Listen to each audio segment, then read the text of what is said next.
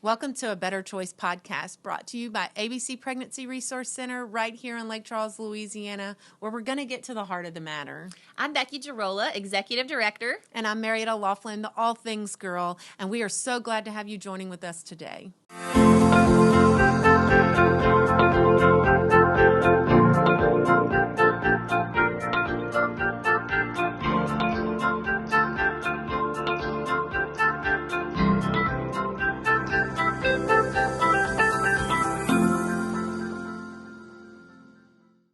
Welcome back to a Better Choice podcast where we are getting to the heart of the matter. And we are so glad today to have Joel Doherty here with us. Thanks for coming. Thanks for inviting me. So why don't you tell us a little bit about yourself? So my name is Joel, and I am a licensed counselor here in Lake Charles. I've been in private practice for about 18 months, but I've been involved in several community family agencies here in the Lake area for probably the past 10 years or so. And before that, I was actually a youth pastor. So I've worked with young people for a long time, and I enjoy, that's kind of our focus at Lake Area Counseling is where is my practice. It's kind of one of our focus is young people, adolescents. So I enjoy working with kids. Yeah. So I met Joel. I went to Victor, and he was on the worship team, and then he moved and went to another church. Then we used to do CrossFit together, which we were just talking about. Haven't CrossFitted in a while because our guy shut down, but that's okay. So today we're going to talk about peer pressure, and this I told him before we sat down that this is where my heart's at. I know we've talked about a lot of things this week, but peer pressure, I believe, is the heart of where a lot of our teens' decisions come from. Right. They just want to fit in. It's all about fitting in. And I think even as adults, we want to fit in. Social media makes us want to fit in even more. So it's kind of like, how can I fit in? What is everybody doing that's going to help me fit in? Right. What shoes do I need to wear? What shirt do I need to wear? So do you believe that teens are pressured to dress a certain way to fit in and feel wanted? Oh, my gosh. Are they? More than ever nowadays. You know, I was reading a statistic a couple of days ago about iPhones, and I just thought this was very telling. 88% of teenagers, they either have an iPhone or they want an iPhone to be their next phone. And all my kids, I've got four teenagers, basically. My youngest is 12. And they are all about the iPhone, and honestly, it's not, I mean, they an iPhone or an Android, it works the same way, but there is such peer pressure in school. Hey, you have to have this certain type of phone, and they both call the same, they both work the same, basically. But the pressure to conform is just huge, just in schools. And then, as I was thinking about the question earlier, not only does it happen at school, but now because of 24/7 social media, they're feeling the pressure to conform on Snapchat, on Instagram, on whatever their favorite social media platform is. And then on their off time, they're watching these YouTube videos. When you and I were growing up, we would watch Dukes of Hazzard or whatever. But you know what they're watching now? They're watching these influencers who are telling them how to dress, how to put on makeup, what's the current trends. And they're getting this 24/7. So whereas when we were back in the day, long time ago, hey, don't push it that far back. We would feel it. We would feel it in school, but now they can't get away from it. They feel it 24/7. The pressure to conform. It's exhausting. Huge. Yeah, it's exhausting. It's even exhausting for adults. So with the social media, I remember when I was working in the youth at Victory, we had small groups, and I had a small group of girls, and I remember hearing Visco Girl. Have you ever heard of Visco Girl? Visco Girl? I don't think so. Okay, so apparently Visco is a little, I don't know if it's an app or if I think it's an app for like photography, but they say girls would like strive to be Visco girls, so they wore the shell bracelets, and it was about a certain way they should dress to be a Visco girl. This is how far behind we are. Right. but it's things like that make us, that makes our teens want to wear certain things. The new Nikes that came out, the Satan Nikes, right, those are a little crazy. Yeah. They have blood in them. I asked my son about him, and luckily he said, "Yeah, that's insane, Mom." I was like, "Okay, good. I'm doing something right." Right. It's like, at least he's not into that. So yes, so it's everywhere. It's in all of it. And they are marketing it all over. So with that being said, with sex being sold, I feel like it's being sold to our children and to us every day. It's everywhere. How can we protect our teens' innocence from the worldly view of sex? Right. I think there are a couple of ways. Obviously, and this goes without saying, but to have open lines of communication with your kids, I think that's so important. In them knowing that I'm not so busy, and I think that kids get a sense because everybody lives in such a hurried, stressful, just frantic pace of life. Kids get a sense of, oh, mom's too busy, dad's too busy for me to really come to them. And we've got to stop and we have to, tell them, hey, if there's anything you ever want to talk about, be it school, be it friends, be it sex, be it any type of question, I want you to know that I'm there for you. For us to have that relationship strong enough, because they're not going to, if we sit down and say, hey, let's talk about sex today, they're going to be like, oh, this is weird. I'm not going to do this. But they will periodically have questions that they want to have answered. And to have a good, strong relationship with your kids, foundational, really, to everything. But I would also, another thing I thought about was like, if you see a real life example of, maybe the neighbor kid got pregnant, or, maybe they talked about a friend who contracted an STD or something, to really use those as talking points, those real life illustrations with your kids, and say, hey, can we talk about so-and-so who got pregnant? Can we talk about so-and-so who contracted an STD that you heard about? How does those things happen? What led them to that point? To use those real life illustrations, I think, is huge. And then thirdly, don't be a hypocrite. Yeah. I did a little podcast when I first went into counseling about parents who allowed their kids to watch Game of Thrones. Okay, and no, I'm not hating on Game of Thrones necessarily, but actually I am. But if you're sitting watching, these very risque or sexually graphic things with your kids, or you know that they're watching them, and kind of like putting your seal of approval, then what do you think your kids are gonna think about your values? Yeah, your values, your morals. What are you modeling for your kids? And I think it's super important. Don't be a hypocrite. If you're telling your kid you need to be chaste, you need to be sexually pure. You need to model that for your kids. Yeah, exactly. Even in your entertainment choices. Yeah, I watched one episode of Game of Thrones because my husband really loved the movie, and I was like, oh my God, I can't watch. And I never made it any further. I'm not perfect, and I watch things that I probably shouldn't. But that one just the very first episode, he was like, it gets better. I was like, I can't do it. But I don't really like those far-fetched scientific things anyway. So.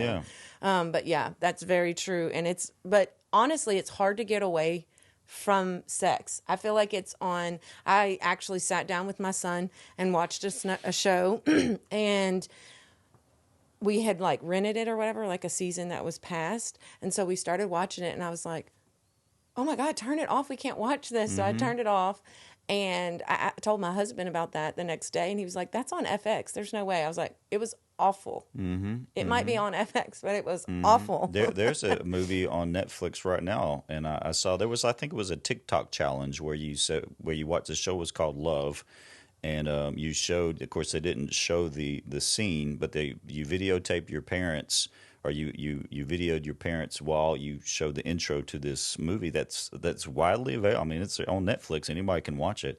And it's a scene of a woman masturbating a young man on the TV, and it's just like, hello, and if we are allowing that in our homes, if we're basically condoning it, when we watch it, when we give free access to all this stuff, and that sends mixed signals to our kids when we talk about purity.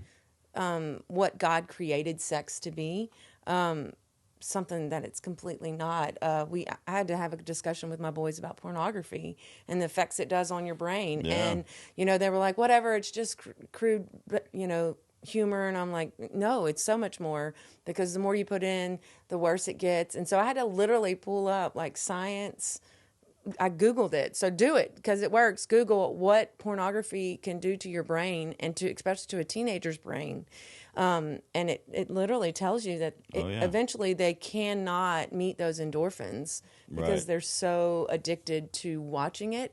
And pornography, I don't care what anybody says, it's not real life sex. It's not a married sex life. And it creates this unable to, attain that. And so when I did that, he was like, okay, Yeah, I was wrong. and that's and I was like, and that's another okay, conversation. you want science? I'll throw science out there. That's another conversation, a talking point to have. You talk about pornography, and you bring up the research, like you said, to say, hey, did you know that there is now an epidemic, and I can show you the research of young men in their early 20s who have erectile dysfunction because pornography has warped their brain, and then the kid be like, what? Are you serious? And say, yeah, this is why we don't want to do this, because there are repercussions for this behavior. Yeah. I mean, I watched a series on Ted Bundy, and he said that was, he felt like that was the number one reason he became who he was. And I'm not saying they're all going to turn into Ted Bundys, but shoot, that's definitely not where we want them to be. Right. So how can we protect him from never even having to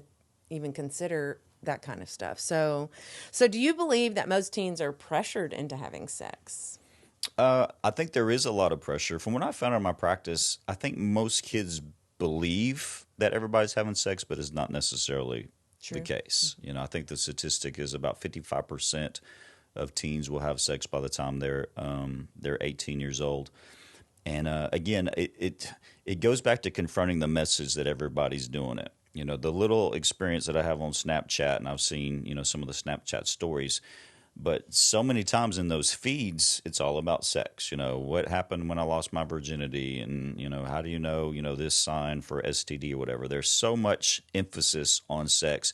So teens do kind of have this belief that, everybody's doing it, everybody's having sex. It's not necessarily the case, and I think that we as parents, we need to confront that and say, you don't have to. There are people who wait till, marriage to have sex. My kind of have adopted son, he's getting married tomorrow, and he and his little wife, he's 24 almost, and she's 21, and they're both virgins and proud of it. And there are people. It is something to be very proud of. Yeah, there are teens who are not having sex. It is important to point them out and say, hey, you don't have to. You don't feel the pressure to. Not everybody is. It may seem like everybody is, but everybody's not. I think it's also important to have the conversation, and this may go mostly with our girls, but also with our boys too. You can approach it in two different ways. But I have found in my experience as a mom and as a youth leader, the boys will tend to tell a girl, if you love me, you'll do this. And the girls tend to think, if he is going to love me, I'm going to have to do this. Right. And so we need to teach our sons, don't ever make a girl feel like she should feel that way. And we need to teach our daughters that your worth is so much more. And that's what this whole podcast is really about, is teaching our children. Boys need to learn how to be men. And the way to teach them to be a man is to teach them how to be respectful to a woman. Right. And how to treat a woman, and how to respect that she doesn't need to send you a nude for you to be attracted to her. Right. And I think that we need to be training our daughters that they need to respect themselves enough to not need a boy to make them feel good about themselves. And that is very, very hard in teenagers. I was a teenager, you were a teenager. I'm pretty sure we all went through it, and it was difficult. So just that's my viewpoint, is we just need to take a different step and realize we're raising men and women, we're raising husbands and wives, fathers and mothers, and so we have a big responsibility as parents to not let our kids down. Right. And it's hard. I am walking it out right now. Joel's walking it out right now. It's very hard. We are not sitting here saying lightly that, oh, you've got this, it's super easy. But there are resources out there like Joel. Brent, he's a great counselor. He's doing our videos. You can't see him. He's behind the scenes. But he's also a licensed therapist, and he does sex addiction. And so we will probably have him on one of our podcasts. So there are so many resources out there. So just do your research, listen to our podcast, subscribe, because we will be talking more on this. I think it's important too, kind of on that same subject of raising the kids up the way that they're supposed to go. I think that we as parents, we minimize the weight of our words on our kids because they don't initially they don't receive it a lot of times. Oh, Dad, whatever. And I've noticed this as with my girls as they've gotten older. Only like 10% sticks. Yeah, that's what you feel. I mean, that's what you feel like in the moment. Like they think you're so lame or you're so dumb or whatever when you say, "Hey, They heard the one part I didn't want you to keep. yeah. This needs to be corrected or this is inappropriate or whatever," and they're like, "Oh, we'll kind of blow it off." But I've noticed so many times they come back later and they're like, and you see the little change in behavior or a little change in attitude when that relationship is what it needs to be. They're listening, and your words, like you are more parent. You got to understand this, parent. You are more important than anybody else in their life. Now, friends may take priority.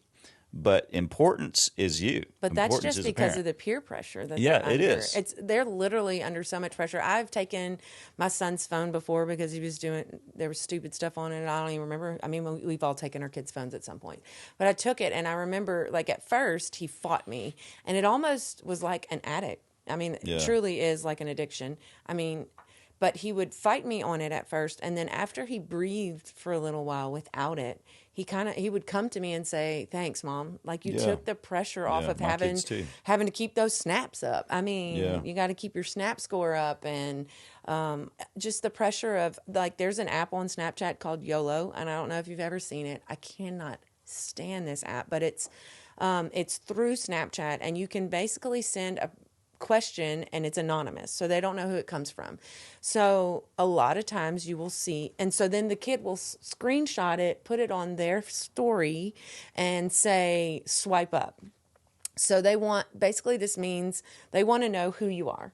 Well, 9 times out of 10 when they're asking for someone to swipe up, they're asking, will you have sex with me? Could you send me nudes? Will you date me? Will you do this? Well, we just took away everything like beautiful about asking a girl out on a date. Right. First off, you're basically being a scaredy cat. And so you're taking away the cool of it. And 2, it's just a disgusting app. Like our girls, why would you even want them to swipe up? So YOLO, I know this is not our technology day, but YOLO is an app that you definitely need to check on because it's a gross app. They're asking for things and things are getting sent that don't need to be there. And but communication is key. Talking is key. I was talking to Becky the other day and we were talking about the podcast and how it was going and everything. And I told her, I was like, we all have that one saying that like a parent of ours said when we were kids. And even if it was the most annoying thing we heard as children, we remember it. And you may even be using it in your own home. And so find a quirky way to say things and say it often. Because when they become adults, it may not stick right now, but when they become adults, they're going to remember that, right. And so those words are going to stick with them. And that's the point is not, we can't expect them to be perfect, but the point is for it to stick. And so repetition will make anything stick. So if you're living it out, if you're talking it out, if you're walking it out, if you're doing all the steps that you're trying to get your children to take, repetition is key. And so I'm learning that in my own, I can't say don't do this and then go do it myself, because then there goes the why. There's no why behind it. Just being an adult doesn't always make it right. So what is the science? Okay, we're going to get into some science because I've been reading a book and I really think there's some great science behind the teenager's brain. Behind a teenager's brain and decision making. And how can we nurture their brains better while they are maturing and growing? Well, if you've done any reading, you would know that teens' brains aren't fully developed, particularly in the prefrontal cortex, which is the decision-making part of the brain. So science tells us that part of the brain is not actually fully developed until about the age 25. Can you imagine, 25 years old, they're still not fully... For sure, boys. I can definitely agree with that. Fully making, the right Sorry, Joel. The right decisions. I still don't know if mine's You're still way developed. past 25, so you're good. About 20 years, still too late. But, and with that in mind, I think it's important that as parents, we remember so many times when when the youth makes a bad decision, we're like, what the heck were you What doing? were you thinking? I think like, that's always our yeah, answer. yeah. What were you thinking? But we expect them to act like adults, to make decisions like adults. But they're not to that point where they can make decisions like an adult. And not that it excuses the behavior, not that there still shouldn't be consequences to the behavior. But sometimes we really are like, you should be a little adult. They're not a little They're adult. not And we little forget adults, that yeah. because they are not thinking like we're thinking. Their brains are still maturing. They're still developing. They have They're a still dumping changing. phase I've learned about. They have a dumping phase? You've never heard of the dumping phase? What is that? Oh, you got to know about the dumping phase. So apparently it's probably like your middle schoolers mostly, but their brains are growing and there's a dumping phase. So like when you're like, why do you constantly forget to take out the dishes? Like, why do you forget to take out the trash? Why do you forget everything I tell you? Well, because their little brains say, this is not important. And so they dump, it literally will dump that information because it's trying to only keep what it really needs. And so whatever they're consuming their life with, that's what it's going to keep. So when you tell them to take the trash out, that's not important. The brain dumps it. If they don't do it immediately, the brain's going to dump it. And so it's called the dumping phase. Wow, that's you have to Google it. It's very interesting. And that's about your middle school age. So so I love learning about the brain. And I don't have the book on back here today, but it's called Your Teen Is Not Crazy. I believe every parent of a teenager should read it because the entire book literally hits on everything stupid that teenagers do and where it comes from. And it all stems back to their brain and how it's maturing. The prefrontal cortex, endorphins, their decision making. It's. I'm telling you, it has really opened my eyes. Something about it really interests me. I love how the brain works. Right. I actually like to know why people do what they do. Right. And so it's helped me as a parent not react whenever my kids do dumb things. Like, I want to react like, why are you so stupid? Because we don't ever want to tell our kids that, but that's basically how we feel sometimes, you know, like, what were you thinking? And then there's parents out there that are like, they're going to do it anyways because I did it and I turned out fine, you know? And that might be true. They might turn out just like you and they may be just fine. They might be successful and, not be a drug addict. But then there's that percentage that it goes way too far. And so with drinking, with alcohol, with sex, with everything, you can get literally addicted to anything nowadays. Right, right. And particularly in a developing in a brain, teenage brain. I think that addictive component is that you're even more primed to develop an addictive behavior. Because it's the endorphins that they're getting used to. And so we've talked about, the science behind their brain. So how can we nurture them? I want to do the best we can at nurturing my sons and my daughter's brains so that I don't screw them up. I mean, in the best way possible. So how do we keep the endorphins, at a normal level and not where they're always on a high? Right. I think, and I see a lot of kids come in, and this is like your number one practical thing you can do as far as development and mental health. Make sure your kids are sleeping. Make sure they're sleeping. I see so many kids who are staying up till 2 a.m.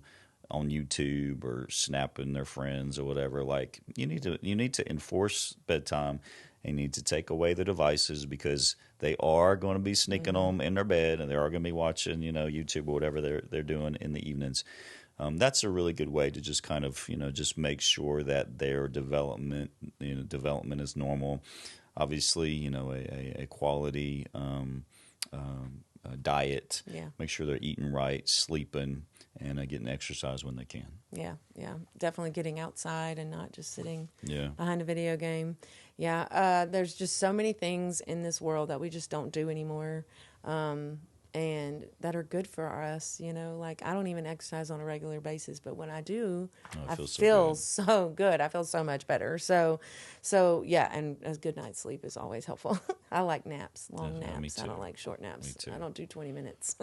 I do like 3 hours.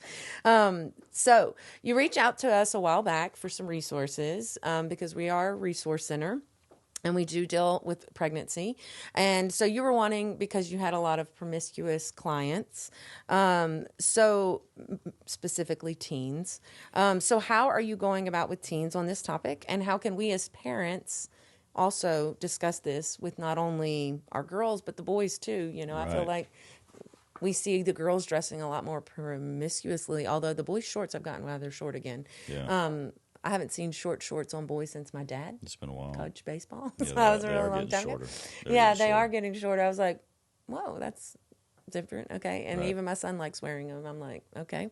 But, you know, they have a new trend, just to go a little off topic, but apparently Shein is a thing that my daughter loves to shop on or whatever. And there's a new shorts trend. So, you know how you have holy jeans? Well, they have holes.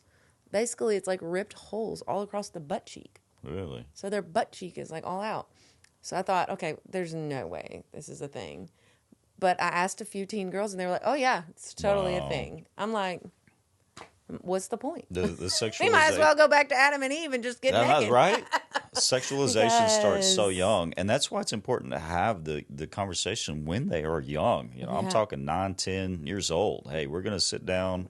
We're going to talk about the birds Open and the up this bees. platform, Yeah, yeah. I mean, we need to start the conversation really early. I got a book for my son. It was age appropriate when he was about 10 or 11 years old. And we just went through the book and talked about body parts and talked about mechanics or whatever. Nothing. Testosterone. Yeah, they need to know nothing about the extremely hormones and graphic stuff. or explicit, but it gave you the mechanics. Say, this is what sex is, and this is how babies are made. And he oohed and yuck, and the whole time, like he was horrified that we were having the conversation. But he knows now that Dad's It okay did, with it. but and Yeah. it laid a basis for us to have further conversations. And again, using those real life examples. When you see a kid get pregnant, you heard of somebody that has an STD. Okay, why did this happen? Let's point this out.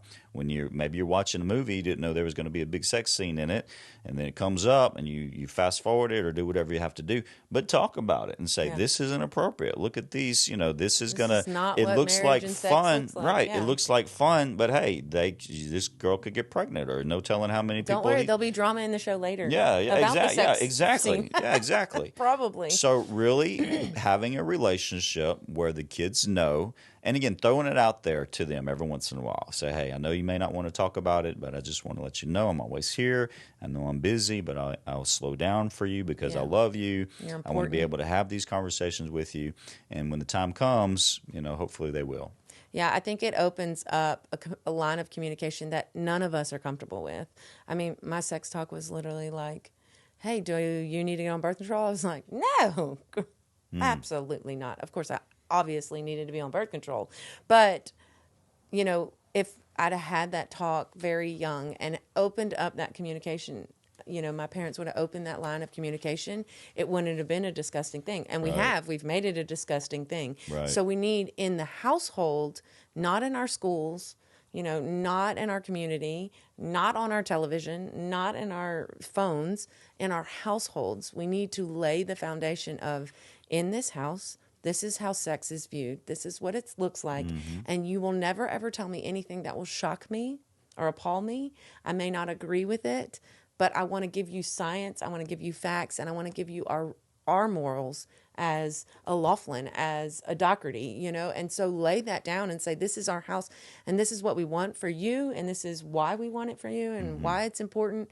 And there's so many reasons out there scientifically, if you don't even want to go biblically, why, there's so many reasons scientifically why having sex before marriage is not okay. Right. And our world will not tell you that. Right. And so you have to lay that down for your children. Right, Or right. they're going to learn a different view. Right. They're just going to. It's everywhere. You can't hide from it anymore. And giving room for grace and error, because it's aren't just perfect. everywhere. It's everywhere. So if they do make a mistake, whether they actually have intercourse or not, but to let them know, hey, if you ever do mess up, no judgment from me. Just come to me. Okay, Yeah. just come. Let's talk about it. Okay, and I know that we've got standards, but if you're unable to meet those standards for whatever reason, there's grace here, and I love you no matter what happens. But we do need to talk about it because if you don't, it's going to get worse. And then don't put the shock face on. You gotta put your poker face on when they come to you with those things. If you're going to open up that field and say, "Come to me," then when they come to you, if we're like, I can't believe you did that. Right. Then there goes your line of communication. Right. You know, it's done. They're not going to talk anymore. So, and we've talked about that on other episodes in this podcast, you know, so we got to keep our poker face on as parents, even when it's hard, and just be a listening ear. You know, these two guys probably do it the best because they're practiced counselors, and that's what they do every day. But it's not normal for me to not go, Right. so you did what? I cannot believe you. Because the second I do that, they're not going to go any further with that story. That story's done. So that's it. So, okay. So how can we teach our boys to respect girls? And by not expecting sexual things from them, such as nudes, sexting, sex, immodest dressing, etc., because we all know that a male is naturally attracted to these things, because that's how God created y'all. Right. No fault to a man. That is just in your DNA. And how can we teach our girls and boys to be secure enough in themselves to not want to do this for love? Right. I'll address each of the genders specifically. For boys, again, so much is modeling, and if you see anything that is maybe wrong comments or behavior, to correct it in the moment. You know, if he's with his buddies and they're sitting in the back seat and they're, look at her, you know, her or whatever, don't confront him in front of his buddies, that won't but work. later say, hey, you know, that was, even if you're a mom talking to, because there's a lot of single moms out there, but you know, to confront the son about that, say, hey, that's not the way, let's not disrespect like that. Yeah. women in that way. And obviously, if you're a dad, if you're a father, you know, I mean, he's the boy's watching you. So if you're watching, you know, some hot little thing walking down the sidewalk, you know, I mean, you need to model good behavior for your son. Absolutely. And from a religious standpoint, Marietta, I really like the concept of, you know, we are brother and sister in Christ before we're anything else. So if you can really teach your sons, hey, this is your sister in Christ before she's your wife, before she's your girlfriend, and you got to treat her with the respect as your sister in Christ, and really firm up that concept in a young man's mind. I think that's a really good thing to do. Now as far as a young lady is concerned, so much, and this is what's difficult with young women, because so much of their self-worth, as far as the affirmation from a male, it's all comes from love. It all is bound up together. So if there's not a strong male role model, because a female, and you know, a boy's obviously looking for love too from his mother, but there's something about a girl, you know, wanting that love from a male figure, that affection, that affirmation.